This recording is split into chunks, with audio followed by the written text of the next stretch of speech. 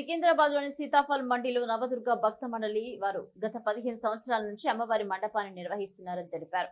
Committee members వారి ఆధ్వర్యంలో మహిళలు అమ్మవారి మండపాన్నందు బతుకమ్మ సంబరాలు నిర్వహించారు. డీజే చప్పుళ్లతో కోలాహలాలతో అంగరంగ వైభవంగా మహిళలు బతుకమ్మ సంబరాలు చేశారు. శ్రీ దుర్గామాతా దేవి నవరాత్రులు నిర్వహిస్తున్నారని చిన్నపిల్లలకు పుస్తకాలు పంపిణీ నిర్వహించారు.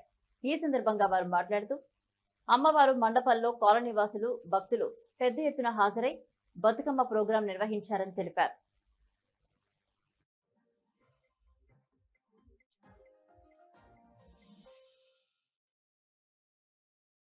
ఈ దసరా ఉత్సవాలు ప్రతి సంవత్సరం కన్నుల పండుగగా జరపబడతాయి. ఈ 9 రోజులు అత్యంత భక్తి శ్రద్ధలతో అమ్మవారికి నైవేద్యాలతో వేద మంత్రోచ్చారాల మధ్య చాలా చక్కగా ఉత్సవాలు జరుపుకుంటూ ఉన్నాయి.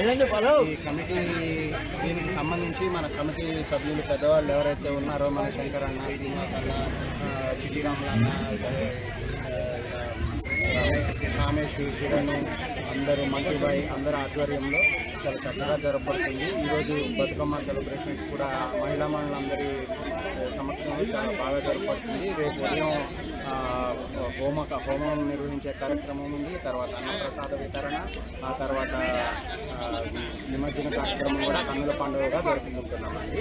దీనికి మా అందరికీ సహకరిస్తున్న కమిటీ పెద్దలు, బస్తీ వాసులు, కాలనీ వాసులు అందరికీ మా ధన్యవాదాలు తెలియజేసుకుంటున్నాము. థ్యాంక్